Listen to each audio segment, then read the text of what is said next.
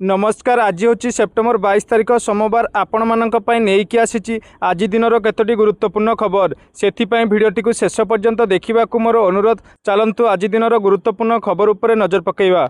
आजिर प्रथम खबर आसंता 27 तारिख में प्रधानमंत्री नरेंद्र मोदी को ओडिशा गस्त बातिल हो पारे। खाली सेतिकी नुहे, प्रधानमंत्री नरेंद्र मोदी को यह कार्यक्रम स्थान बदली पारे बोली चर्चा होउची। कहुछि जे प्रधानमंत्री नरेंद्र मोदी झारसुगुड़ार आमुलीपाली पड़िया आयोजित होगा कार्यक्रम में जोगदेवे, किंतु एने कौन बीजेपी कि सरकारी स्तर में कौन स्पष्ट सूचना मिल पारि नहीं। आसंता 27 तारिख में प्रधानमंत्री नरेंद्र मोदी को ओडिशा गस्त बातिल हो पारे। परवर्ती खबर, ट्विन सिटी भिडियो नियंत्रण पर राज्य सरकार बड़ निष्पत्ति ग्रहण करिसंती। त्रिशूलिया दितीय बर्ज निर्माण हेबो बोली विधानसभा पूर्तमंत्री पृथ्वीराज हरिचंदन कहते। मंत्री कहते एने 297 कोटी टंका व्यय बराद होईची। टेंडर प्रक्रिया जारी रही। 36 मासरे निर्माण कार्य शेष होब।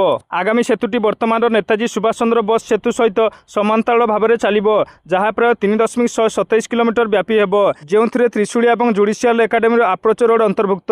यह प्रकल्प में ड्रेनेज लेन और बॉक्स कलभट अंतर्भुक्त। यह 4 लेन विशिष्ट ब्रिज संपूर्ण भाव में काठजोड़ी ब्रिज पर बढ़ुवा ट्राफिक भिड़ को नियंत्रण कराजिबो।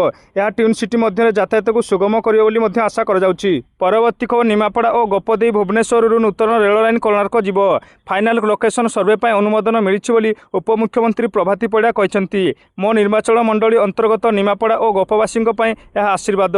नुआ रेल लाइन स्थानीय अर्थनीति, कृषि आदि क्षेत्र में सहायक होब। स्थानीय गमनागमन और पर्यटन पर यह प्रकल्प देश में लाभजनक होब। दूरदृष्टि संपन्न प्रकल्प पर अश्विनी वैष्णव को धन्यवाद जणाइछन्ति उपमुख्यमंत्री। परवर्ती खबर, माड़ी आसुची गोटे पर गोटे लघुचाप। आसंता सेप्टेम्बर 25 तारिख और अक्टोबर 1 तारिख में पुणी सृष्टि होब लघुचाप क्षेत्र। दुईटी लघुचाप प्रभाव में ओडिशा रे प्रबल वर्षा हेबार पूर्वानुमान करिछि आंचलिक पाणीपाग केन्द्र। उत्तर अंडमान सागर और म्यांमार उपकूल घूर्णिबलय सक्रिय रही। आज उत्तर बंगोपसागर में पहुंचब लघुचाप। 25 तारिख आड़क बंगोपसागर उपर लघुचाप क्षेत्र सृष्टि होब। लघुचाप प्रभाव में 26 तारिख पर्यंत राज्य में प्रबल वर्षा हेबार आशंका रही। 30 तारिख में म्यांमार उपकूल बंगोपसागर में आउ एक घूर्णिबलय सृष्टि होब। अक्टोबर 1 तारिख में लघुचाप रूप नेबा सह अधिक घनीभूत होगा संभावना रही। लघुचाप प्रभाव 1 और 2 तारिख में राज्य में स्वल्परू मध्यम धरणर वर्षा होबार आशंका रही। एने सूचना देछि भुवनेश्वर आंचलिक पाणीपाग विज्ञान केन्द्र। परवर्ती खबर, विधानसभा गृह में विरोधी प्रश्न उत्तर रखिले अबकारी मंत्री पृथ्वीराज हरिचंदन। राज्य में बंद थिबा मद दुकान खोलिबे सरकार। 70 गोटी बंद थिबा मद दुकान खोलिबाकू विभाग तरफ दिया अनुमति। 4टी नुआ ठिपी खोला मद दुकान और 3टी मद कारखाना खोलिया विभाग पाखरे प्रस्ताव अच्छी।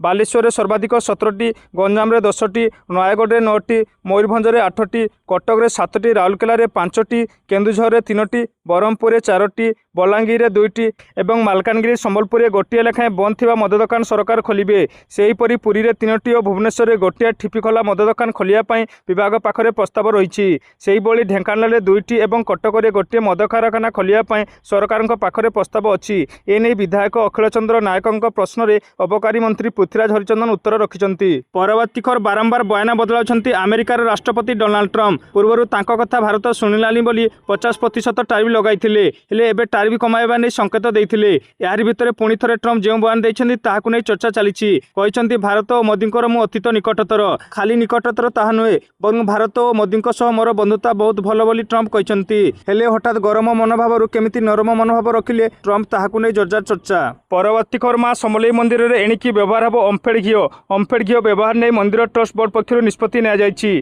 गर्भगृह अखंड दीप और महाआरती व्यवहार यह घी व्यवहार करा।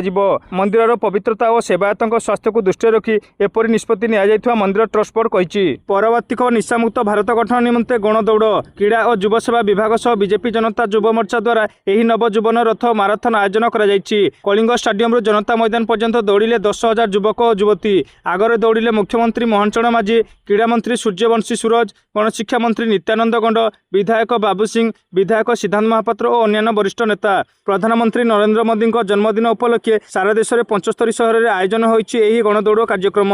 युवपीढ़ी निशा ठारू दूरे रखा, 2047 युवक मानक नहीं सशक्त समृद्ध राज्य और देश गठन दिगरे से आगक ने बार्ता दी। दौड़ में युवपीढ़ी 75 वर्षीय उर्मिला दास दौड़ी। परवर्ती खबर, चलित वर्ष कार्तिक व्रत और बालधूप नीति निर्घंट को छत्तीसा निजक मोहर मारी। यही समय भोर 4 द्वार फिटा हेब। कार्तिक मास पर नाटमंडप धाड़ी दर्शन कर खूब शीघ्र दिव्यांग दर्शन पर एसपीओ जारी कर। ସେହିପରି ଶ୍ରୀମନ୍ଦିର ଭିତରେ ମୋବାଇଲ ଫୋନ୍ ବ୍ୟବହାର ଉପରେ କଟକଣା ଲାଗୁ ହୋଇଛି। ଖୁବ୍ ଶୀଘ୍ର ଏନେଇ ଗାଇଡଲାଇନ୍ ଅଣାଯିବ। ପ୍ରାଥମିକ ପର୍ଯ୍ୟାୟରେ ଜେଟିମାନଙ୍କ ପାଇଁ ଏବଂ ପରେ ସେବକଙ୍କ ପାଇଁ ଲାଗୁ ହେବ ମୋବାଇଲ କଟକଣା।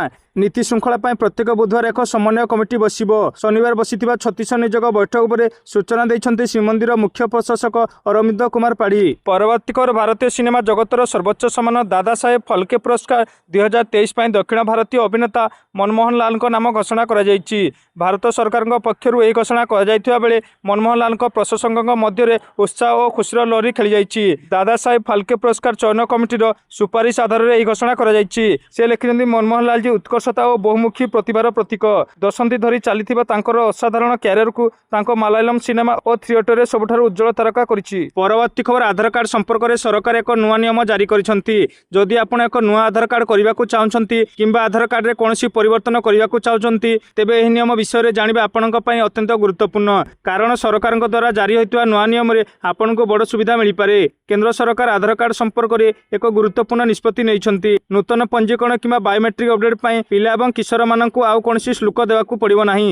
ବର୍ତ୍ତମାନ ଏହି ସୁବିଧା ପାଇଁ 50 ଟଙ୍କା ଆଦାୟ କରାଯାଉଥିଲା। ନୂତନ ନିୟମଗୁଡ଼ିକ ଏବେ 5 ରୁ 7 ବର୍ଷ ଏବଂ 15 ରୁ 17 ବର୍ଷ ବୟସର ପିଲାମାନଙ୍କ ପାଇଁ ଲାଗୁ ହେବ।